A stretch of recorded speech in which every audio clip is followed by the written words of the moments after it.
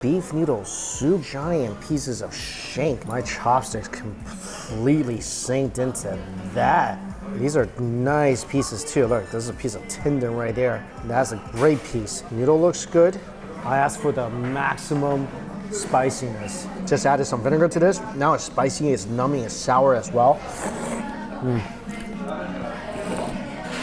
Oh, this beef is just legendary.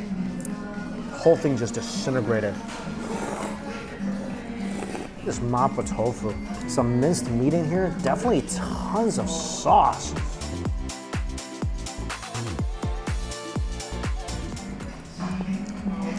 I asked for maximum spiciness and it freaking delivered. This will burn you. My only problem with this, it's really sweet.